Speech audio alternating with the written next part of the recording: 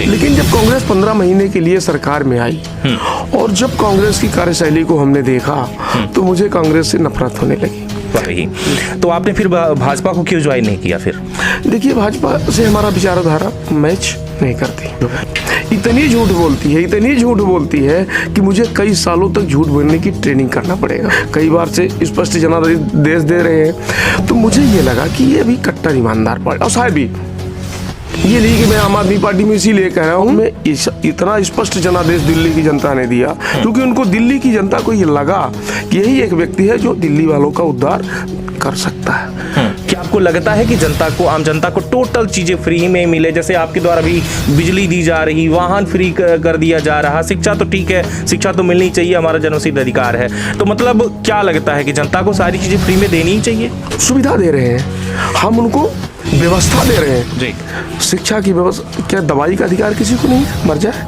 लेकिन उसके लिए संबल योजना है, और संबल योजना के कार्डधारियों से आप जाके पता कर लीजिए कितने लोगों की दवाई हुई है। आपने देखा होगा एक गाना चलता था, सैया तो बहुत कमाते हैं, महंगाई डांट खाए जाते।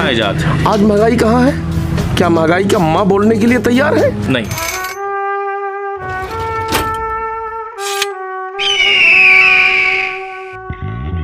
नमस्कार, इस वक्त आप देख रहे हैं तरंग 24 न्यूज़ को, और हमारे साथ इस वक्त जो है प्रत्याशी एक मौजूद हैं, और इन प्रत्याशी का जो नाम है मैं आपको बताता चलूं कि आनंद मंगल सिंह, जो कि आम आदमी पार्टी से हैं।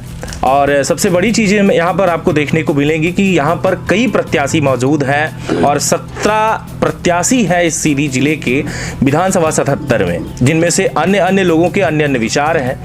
और यहाँ पर जो माहौल देखा जा रहा है वो ये है कि यहाँ पर पार्टियों में एक निर्दलीय प्रत्याशी भी हैं जिनका खास चर्चा बना हुआ है। लेकिन यहाँ पर जो पार्टी की बात की जाए तो एक तरफ भाजपा, दूसरी तरफ कांग्रेस, तीसरी तरफ आम आदमी पार्टी, फिर समाजवादी पार्टी और अन्य कई ऐसी पार्टियां हैं। लेकिन हमारे साथ यहाँ पर जो मौजूद हैं वो पहले भी एक बार मैं आपको बता दूं कि चुनाव के मैदान में उतर चुके, और उन्होंने लगभग 10,000 से ज़्यादा जो है जनता के द्वारा वोट उनको मिला, और उन्होंने ये जो काम किया है वो सारे काम को लेकर के यहाँ पर विशेष चर्चा होगी कि जनता के बीच में जाने के बाद आपको क्या मिला और अभी तक आपने क्या पाया और क्या विचार है, और किस विचार के तहत, किस मुद्दों के तहत आप मैदान में उतरे हैं। पहले तो बहुत बहुत धन्यवाद आपको। धन्यवाद आपको सर, सादर प्रणाम। आनंद मंगल जी, आपने बताया कि 2007 में आपने गोंडवाना जो है पार्टी को ज्वाइन किया। गोंडवाना पार्टी में जब आपने ज्वाइन किया तो फिर क्या वहाँ पर आपको देखने को मिला और जनता का क्या सहयोग मिला? क्या लगा कि हमें आगे का क्या विकास आपके माध्यम से हो पाएगा? जनता से क्या आपको रुझान मिला उससे? जनता का स्नेह तो मिला जी, और मैं नया खिलाड़ी था राजनीति में और कम समय काम किया। 26 जुलाई 2007 को हमने गोंडवाना गठबंधन पार्टी ज्वाइन किया और इसके बाद विधानसभा चुनाव लड़ गया 1 साल। तो उसमें काम, लेकिन जो स्नेह, जो आदर, जो सम्मान और जो अपनापन गोंडवाना गठबंधन पार्टी में मिला जी, मैं कांग्रेस में भी बहुत दिन रहा, वो नहीं मिला। फिर आपने गोंडवाना पार्टी को छोड़ ही क्यों दिया, अगर ऐसा कुछ था तो? उसका एक रीजन था। देखिए, जो उसके राष्ट्रीय अध्यक्ष थे दादा हीरा सिंह जी मरकाम, वो बीच में देवलोक गमन चले गए और पार्टी बिखर गई। पार्टी को समेटने वाला व्यक्ति कोई नहीं बचा और थोड़ा सा उसमें जाति मूवमेंट का एक आरोप लगने लगा, और हम उन सब चीज़ों से बाहर की राजनीति करते हैं। राजनीति कोई जात पात की नहीं होती, राजनीति कोई क्षेत्र समाज की नहीं होती।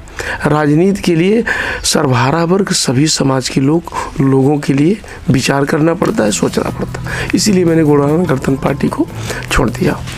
फिर इसके बाद आप गोंडवाना को छोड़ने के बाद पता चला कि आप कांग्रेस में गए, तो कांग्रेस में जाने के बाद क्या मिला वहाँ पर आपको? मिला या नहीं मिला, कांग्रेस में सिर्फ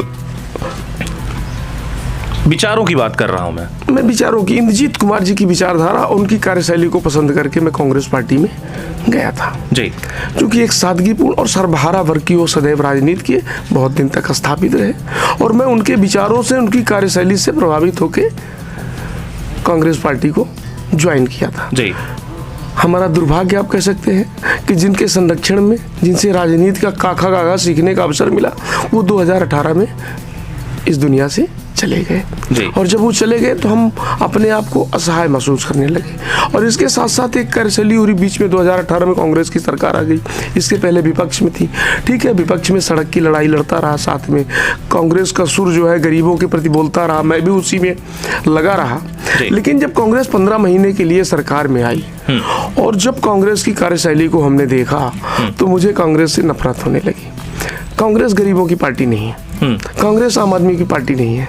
कांग्रेस जब तक सत्ता में नहीं रहती तो कुछ और बोलती है, और जब सत्ता में आ जाती है तो वो कुछ और हो जाती है। कांग्रेस के बाद अगर ऑप्शन में देखा जाए तो फिर आम आदमी पार्टी नहीं, इसके पहले भी तो भाजपा है जो कि सत्ता में ही आप देख रहे हैं कि भाजपा रही। तो आपने फिर भाजपा को क्यों ज्वाइन नहीं किया? फिर देखिए, भाजपा से हमारा विचारधारा मैच नहीं करती, क्योंकि भारतीय जनता पार्टी जो है इतनी झूठ बोलती है कि मुझे कई सालों तक झूठ बोलने की ट्रेनिंग करना पड़ेगा। और जब हम ट्रेनिंग करेंगे तब तो हम भाजपा में एडजस्ट हो पाएंगे, इतना झूठ हम बोल नहीं पाएंगे। इसलिए मैंने भारतीय जनता पार्टी से हमारा वैचारिक तालमेल नहीं बना और मैं भाजपा में जाने, जबकि भाजपा सत्ता में थी, मुझे ऑफर भी था, ऐसा नहीं था, लेकिन भाजपा की जो विचारधारा और झूठ बोलने की पद्धति है उस पर मैं फिट नहीं बैठ पाया और मैं भारतीय जनता पार्टी को नहीं स्वीकार किया।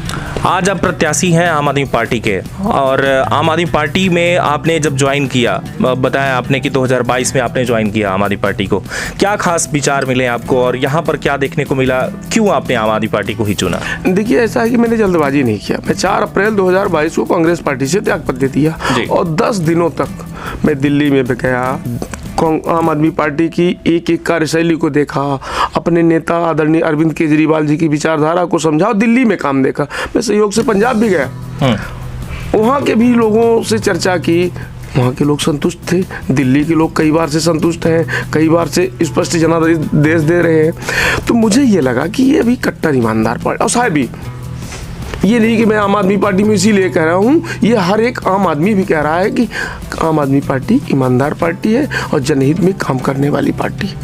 और फिर मैंने अपना विचार आम आदमी पार्टी की तरफ बनाया और ज्वाइन कर ली। 14 अप्रैल 2022 को हमने डॉक्टर भीमराव अंबेडकर जी की जयंती के अवसर पर, क्योंकि डॉक्टर भीमराव अंबेडकर जी सर्वहारा वर्ग के आइकन हैं और उनके लिखे संविधान पे आज जानवर की जिंदगी जीने वाले व्यक्ति भी इंसान की जिंदगी जीने लगे।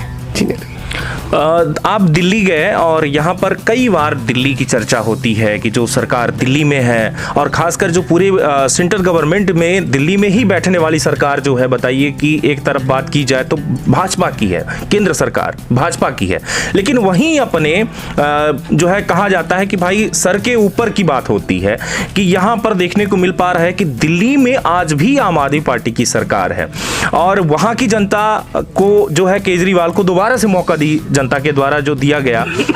क्या खास वजह रही? आप जब वहां गए तो आपने देखा तो क्या ऐसी खास वजह देखने को मिली आपको? काम बोलता है, काम बोलता है, आपका कहना है? काम बोलता है। दूसरी बार नहीं, तीसरी बार मौका दिया है। पहले 49 दिन के लिए दिया, जो कांग्रेस के गठबंधन से सरकार बनी। कांग्रेस के लोगों ने उनको काम करने से रोकना शुरू किया, जो जनहित में वो काम कर रहे थे। उन्होंने फिर से कांग्रेस का साथ छोड़ के फिर से चुनाव करवाया और चुनाव में इतना स्पष्ट जनादेश दिल्ली की जनता ने दिया, क्योंकि उनको दिल्ली की जनता को ये लगा कि यही एक व्यक्ति है जो दिल्ली वालों का उद्धार कर सकता है। आपने देखा होगा 70 सीट में 67 सीट दिया। कांग्रेस शून्य से आगे आज तक नहीं बढ़ पा रही है। भारतीय जनता पार्टी पहली बार में 3 सीट थी, इस बार 8 सीट है, 62 सीट फिर भी है। तो अगर उन्होंने काम न किया होता तो 3 बार दिल्ली की जनता जनादेश उनको उनके ऊपर विश्वास न करती, बदल देती, लेकिन बराबर कर रही है। यानी और आप दिल्ली चले जाइए, आप तो पढ़े लिखे हैं, मीडिया जगत से जुड़े लोग हैं, आते जाते रहते हैं। दिल्ली में परिवर्तन दिख रहा है कि नहीं दिख रहा? बिल्कुल दिख रहा है, दिख रहा है। और दिख रहा है तो अगर दिल्ली में दिख रहा है, पंजाब में दिख रहा है, तो मध्य प्रदेश में क्यों नहीं दिखेगा? दिखना चाहिए। कहा जाता है कि केजरीवाल के द्वारा जो है, अगर शिक्षा विभाग की बात की जाए तो बहुत ही शानदार शिक्षा विभाग बनाया गया है केजरीवाल के द्वारा। इस शिक्षा विभाग में ऐसा तो नहीं कि जब स्कूल में बच्चे जाते हैं तो उनको ये रटाया जाता है कि भाजपा को वोट नहीं देना, इसलिए एक भी सीट नहीं आती वहाँ।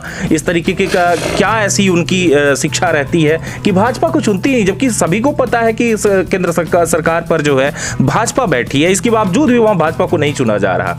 क्या ऐसा तो नहीं कि मोदी के विचारों से दिल्ली की जो जनता है वो सहमत ही नहीं? मोदी के विचारों से सहमत है कि नहीं, पर मोदी की कार्यशैली से दिल्ली की जनता सहमत नहीं। और जो आपने एक बात कही कि वहाँ स्कूलों में सिखाया जाता है, जी, वो आरएसएस का फंडा नहीं है। वो आरएसएस का फंडा नहीं है जो आरएसएस के विद्यालय चल रहे हैं। आप वहाँ जाके देखिए क्या पढ़ाया जाता है, वहाँ शिक्षा दी जाती है जी, और वास्तविक शिक्षा दी जाती है। आज अभी आईआईटी का रिजल्ट निकला है, सबसे ज़्यादा लड़के अगर कहीं से आईआईटी में सेलेक्ट हुए हैं तो दिल्ली से। दिल्ली के शिक्षा मॉडल को विदेश से लोग देखने आ रहे हैं। क्या ये कम है? अगर कुछ अलग है, अलग किया है, तभी तो दिख रहे हैं, तभी तो दिख रहा है। फिर आखिर में सरकार के द्वारा जो बार बार कहीं ना कहीं आरोप प्रत्यारोप लगते हैं, फिर आपके कई ऐसे जो है कार्यकर्ता और मंत्री जेल जा रहे हैं, उसको लेकर के क्या कहेंगे आप?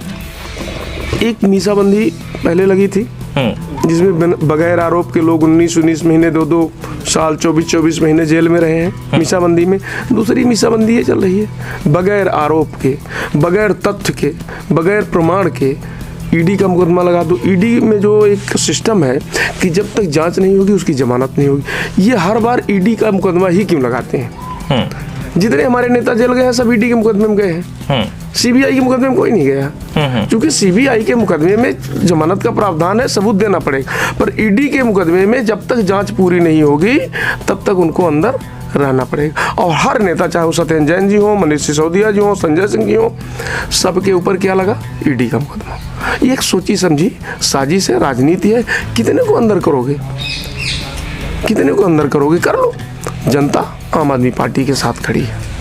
फ्री के सिस्टम पे क्या कहेंगे आप? जो जनता को जो है फ्री में सारी चीज़ें मिल रही हैं, आटा दाल सारी चीज़ें धीरे धीरे फ्री में देता है, और सरकार अगर फ्री में अगर दे रही है तो जनता उसे ले रही है, घर बैठे उसका फ़ायदा उठा रहा है। कोई आजकल रोजगार की बात नहीं करता, कोई मजदूरी की बात नहीं करता। तो इससे आप कहाँ देख रहे हैं? क्या आपको लगता है कि जनता को, आम जनता को टोटल चीज़ें फ्री में मिले? जैसे आपके द्वारा भी बिजली दी जा रही, वाहन फ्री कर दिया जा रहा, शिक्षा तो ठीक है, शिक्षा तो मिलनी चाहिए, हमारा जन्मसिद्ध अधिकार है। तो मतलब क्या लगता है कि जनता को सारी चीज़ें फ्री में देनी ही चाहिए? जनता में आप जो फ्री ना कहें, वो जनता का अधिकार कहें। ये बताइए, सांसद को 2 लाख, 2.5 लाख, 3 लाख रुपए पेंशन मिलता है, तनख्वाह मिलती है, वो क्या है? सांसद विधायक बन जाए, 2-2 पेंशन मिलती है, ये फ्री नहीं है। सांसद को कैंटीन में, दिल्ली लोकसभा की कैंटीन में 1 नंबर का भोजन 15 रुपये 20 रुपये थाली में मिल रहा है, ये क्या है? फ्री नहीं है।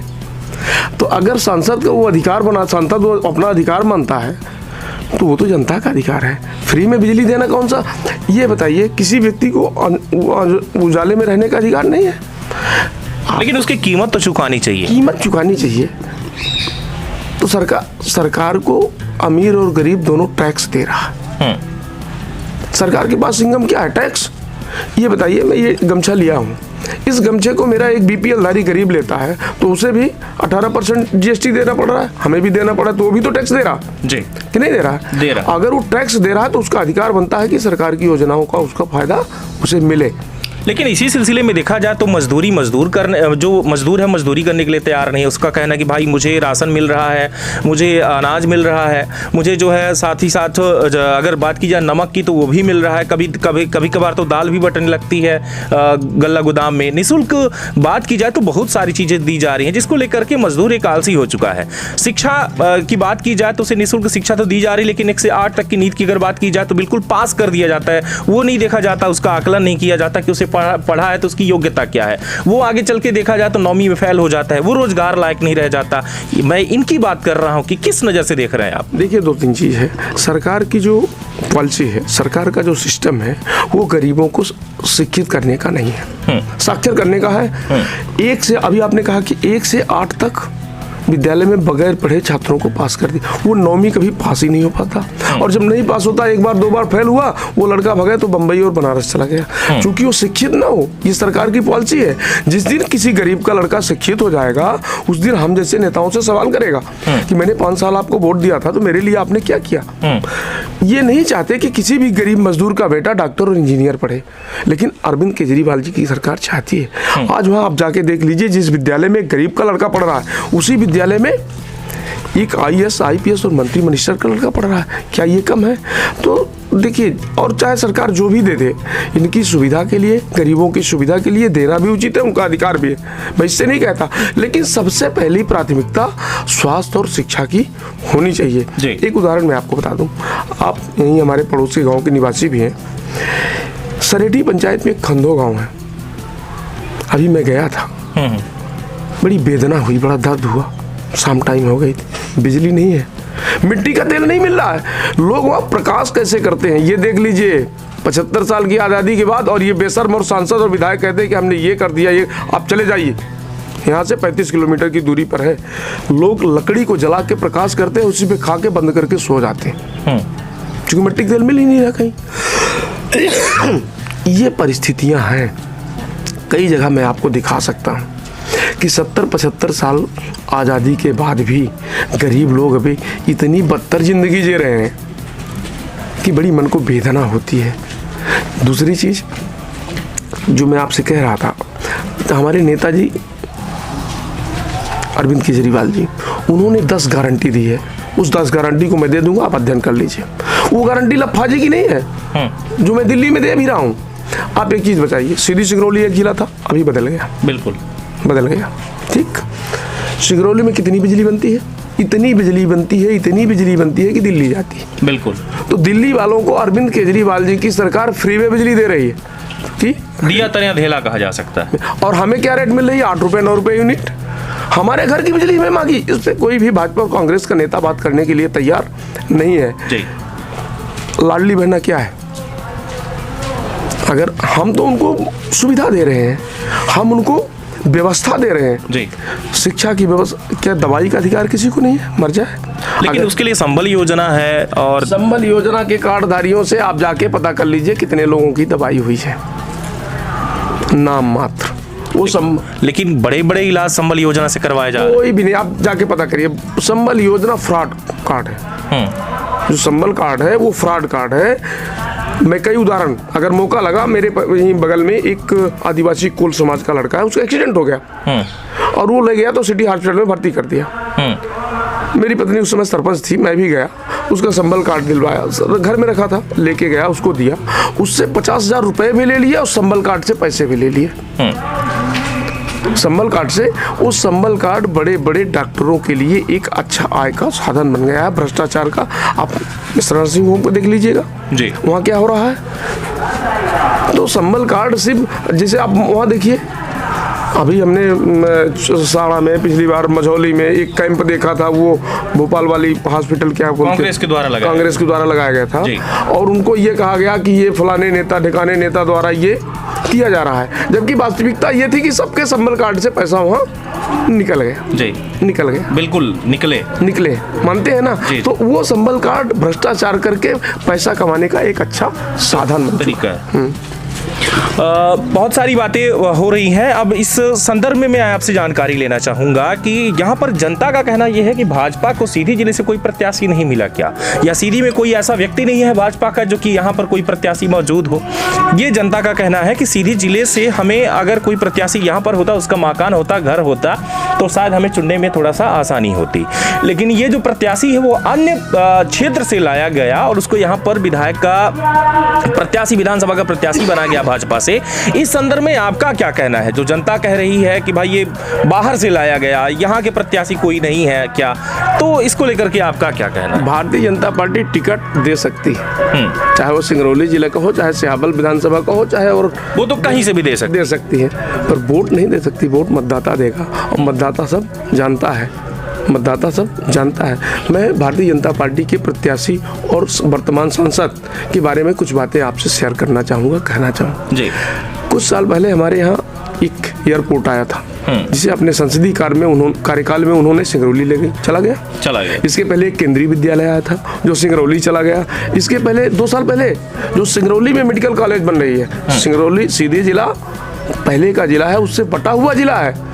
सीधी से वो जूनियर है, ये सीनियर है, पहले इसका अधिकार बनता है, पर सांसद जी उसे 2 साल पहले लेके सिंगरौली चली गई। आपको पता होगा सीधी में हाउसिंग बोर्ड का कार्यालय था जो प्लाट बेचता था, जिसमें ST SC के लोगों को भी समुचित दाम पे प्लाट मिलता, उसका पूरा कार्यालय उठा के सिंगरौली लेके चली गई। हमारे जो बेरोजगार लोग थे उनका रोजगार कार्यालय में पंजीयन होता था, जिसे ये उठा के सिंगरौली लेके चली गई सांसद महोदया। यहाँ एक नगरीय प्रशासन विभाग था, वो सिंगरौली लेके चली गई। प्रदूषण विभाग था जो सिंगरौली लेके चली गई। वोट सीधी से। एक चीज़ और कहना चाहूँगा, अगर सांसद जी में दम है और सांसद जी ने सही सीधी के लोगों के लिए काम किया है, तो 3 साल से बंद है, केंद्रीय विद्यालय में 10 कोटा मिलता था सांसद को दाखिला कराने का, उसको सार्वजनिक करें, आपको अंदाजा हो जाएगा किसका करवाया है और कहाँ के लोगों का करवाया है। सिंगरौली के लोगों को करवाया, अपने मामा, फूफू, बहन, बहनों, इनके बच्चों का। क्या इसी उद्देश्य से कोटा मिलता है? फिर इनको 7 साल तक 5 करोड़ रुपए सांसद निधि थी। उस सांसद निधि से इन्होंने सीधे जिले में सीधी विधानसभा के लिए कौन सा काम सार्वजनिक करे? आपने देखा होगा, बड़ी हिंदुस्तान की बात कर रहा हूं, बड़ी दुर्भाग्य की बात है, जिस गांव को सांसद जी ने गोद लिया था करवाही को, उस समय का वर्तमान सरपंच वहां का इनके अनैतिक कृत्यों के कारण, इनके अनैतिक दबाव के कारण उसको फांसी लगा के आत्महत्या करनी पड़ी थी। इससे बड़ा दुर्भाग्य क्या हो सकता है? आप देखिए, यहाँ लॉ कॉलेज था, इन्हीं के संसदीय कार्यकाल में चला गया, इन्हीं की सरकार में चला गया, खुला आज तक नहीं खुला। खुला क्या आप बताइए? नहीं खुला। रीवा सीधी ललितपुर सिंगरौली रेल लाइन में भू अर्जन के बदले उनके परिजनों को रोजगार देने का प्रावधान पूर्ववर्ती सरकारों ने किया था जी। वो कब समाप्त हुआ? इनके संसदीय कार्यकाल में समाप्त हुआ, इनके सरकार में समाप्त हुआ। लेकिन ये तो केंद्र सरकार के द्वारा खत्म किया गया। सांसद केंद्र सरकार का होता है कि प्रदेश सरकार का? नहीं, होता है केंद्र सरकार का। इसकी जवाबदारी किसकी है? और फिर वही बेरोजगार जब उनसे रोजगार मांगने जाए तो उसको थाने में बिठा दो, उसके खिलाफ FIR करवा दो। क्या एक जनप्रतिनिधि का यही दायित्व है? अगर ये दायित्व है तो मैं ऐसा जनप्रतिनिधि बनना पसंद नहीं करूंगा कतई। है क्या? नहीं है। यहाँ पर जनता का एक और है, जो कि भाजपा प्रत्याशी के ऊपर सवाल इस बात का उठाया जाता है कि 10 सालों में इन्होंने जो किया वो गिनाए, लेकिन जबकि देखा जाता है कि जब सभा करती हैं तो सभा के दौरान भाजपा प्रत्याशी के द्वारा हमेशा हवाला दिया जाता है इस बात का कि हमारे जो है, जो मामा जिसे कहते हैं, भैया हैं, और भैया के द्वारा ये कार्य किया गया। और साथ ही साथ जो मोदी जी हैं, जो कि हमारे देश के प्रधानमंत्री हैं, उनका कहना होता है कि पिता तुल्य है, पिता समान है, पिता हैं, तो उन्होंने ये किया है। लेकिन अभी तक ये कहीं पर नहीं बताया कि हमने क्या किया है। तो कुल मिला के आप जो बता रहे हैं यही उनके द्वारा किया गया है या कुछ और भी? क्षेत्र में घूम के जनता से पूछ लीजिए क्या किया है। अगर 10 साल सांसद रहने के बाद नुक्कड़ सभाओं में पहचान बतानी पड़े कि मैं सांसद हूँ, मेरा ये नाम है, इससे बड़ा दुर्भाग्य क्या हो सकता है? और कितना विकास किया इससे अंदाजा। दूसरी चीज, एक बात और कहना चाहूँगा, भारतीय जनता पार्टी के लोग जब तक सत्ता में नहीं थे तो आपने देखा होगा एक गाना चलता था, सैया तो बहुत कमाते हैं, आज महंगाई खाए जाते हैं। आज महंगाई कहाँ है? क्या महंगाई का माँ बोलने के लिए तैयार है? नहीं है। इन्होंने कहा था 15 लाख रुपए हर व्यक्ति के खाते में आएंगे, क्या उस पर बोलने को तैयार है? इन्होंने कहा था मैं काला धन विदेश से लाऊंगा, क्या उस पर बोलने के लिए तैयार है? नोटबंदी से देश को क्या मिला ये आप बताइए। नोटबंदी से देश को क्या मिला? हम बड़े मुद्दे में जाते हैं। परेशानियां, कितनी परेशानियां लोगों को हुई हैं, कितनी परेशानियां लोगों को हुई हैं। कोरोना काल में क्या हुआ? कोरोना काल में घर के अंदर लोग तड़प रहे थे, तब इनको न लाडली ध्यान आया। गैस सिलेंडर जब 415 रुपये मिलता था, तब ये इनकी एक मंत्री है वर्तमान में, वो गैस के ऊपर बैठ जाती थी, नहीं बैठ जाती थी। जब तक पूर्ववर्ती सरकार थी 415 रुपए में DAP खाद मिलती थी, आज 1214 रुपए बोरी मिल रही है। आवारा पशुओं से किसान मर रहा है, उसकी पूंजी नहीं लौट रही है, जितने आप किसानों से पूछ लीजिए। तो इस बात पर तो ये कहा जा सकता है कि विपक्ष के पास ऐसी कोई जनता नहीं है, ऐसा उनके पास कोई नेता नहीं है जो सिलेंडर के ऊपर बैठ सके। भाई उनके द्वारा तो बैठा गया, उनके पास था तो बैठा, उनके द्वारा गाना बनवाया गया। भाई कांग्रेस के पास गाना ही नहीं है बनवाने के लिए। तो ये तो बात ये है कि भाई कांग्रेस कुछ कर ही नहीं रही है। उसके विपक्ष में अगर कोई सरकार है, कांग्रेस है, वो लड़ी, क्या किया गया है उसके द्वारा? बिल्कुल आपने सही कहा, आपने सही कहा। पहले वो आई कांग्रेस हुआ करती थी, आपने ध्यान दिया होगा। अब क्या है? मरी कांग्रेस। पहले वो आई कांग्रेस हुआ करती थी, अब वो मरी कांग्रेस है, जो 40 साल 10 महीने मध्य प्रदेश की सरकार रही, मध्य प्रदेश में कांग्रेस की, और आज उसको इन परिस्थितियों से गुजरना पड़े। एक ही परिवार के 36 साल प्रधानमंत्री रहे, और आज वो परिवार अपनी सीट नहीं बचा पा रहा है। अच्छा, एक सवाल और है मेरा आपसे। आपने देखा होगा कि रीति पाठक सांसद जो है, प्रत्याशी जो है, उनके द्वारा मंच पर जब जाती हैं तो बहुत सारे ऐसे जो है बयानात सामने आते हैं। यहाँ पर एक बात और भी आई कि यहाँ कोई पार्टियाँ ही नहीं है जो है वो कीड़े मकोड़े जैसे खत्म होते जा रहे हैं, रेखते हैं कीड़े जैसे, उनमें पार्टी आपकी भी आ जाती है। क्योंकि पार्टियों की बात हुई है, एक पार्टी विशेष उन्होंने किसी पर टिप्पणी नहीं किया, उन्होंने पार्टियों की बात की। आपकी भी पार्टी है, तो इस पर क्या कहेंगे आप? उनको स्टेटमेंट देखा था उन्होंने, हालांकि कांग्रेस का नाम लेके कहा है, मैंने सुना है। पार्टियों की बात किया था उन्होंने पार्टियों की बात किया था। ये उनका अहंकार बोल रहा है, ये उनका, कभी ना तो कोई पार्टी समाप्त होती और न कोई विचारधारा का अंत होता। विचारधारा को बढ़ाने वाले लोग पैदा होते रहते हैं और सदैव होते रहेंगे। आज ये बताइए, नेहरू जी नहीं है इस दुनिया में, नेहरू जी नहीं है तो क्या कांग्रेस बंद हो गई, खत्म हो गई? आज इंदिरा गांधी नहीं है, राजीव जी नहीं है तो क्या कांग्रेस खत्म हो गई? इसलिए हर व्यक्ति कहीं ना कहीं आगे बढ़ाने के लिए उस विचारधारा को आगे ले जाए, ये सांसद जी का अहंकार है। क्योंकि 2 बार उन्होंने मोदी जी के नाम पे चुनाव जीत लिया, इस बार उनको जनता उनकी परिस्थिति और उनकी क्षमता को बता देगा, इस बार बता देगा। समझ रहे हैं ना? रही बात कांग्रेस की, तो 2018 के बाद जब सरकार गिरी कांग्रेस की, तो मैं भोपाल में ही रहता था अधिकांश, उस समय कांग्रेस में ही था। विधायक तो बिकते देखा था कांग्रेस का, पर सीधी में हमने इस बार कांग्रेस के टिकट को भी बिकते देखा है साहब जी। और बहुत, मैं देखा तो नहीं हूँ पर सुन रहा हूँ कि कांग्रेस का टिकट बिका है। और बिकने का आधार भी बनता है जी, क्योंकि एक अनुभवहीन, जिसको आज तक चुनाव लड़ने का कोई मादा नहीं रहा, अनुभव नहीं रहा, संगठन में सदैव काम करते रहे और कांग्रेस ने टिकट दिया। ठीक है, बड़े उद्योगपति हैं, बड़े पूंजीपति हैं, इस बात को मैं स्वीकार करता हूँ। कहीं ना कहीं उद्योगपति हैं, पूंजीपति हैं, इससे हम इनकार नहीं कर सकते हैं। तो अगर टिकट मिलने का बेस बना और उनको टिकट मिला, तो इसके पीछे शंका करना और क्रय विक्रय का आरोप लगना स्वाभाविक है कि लगेगा।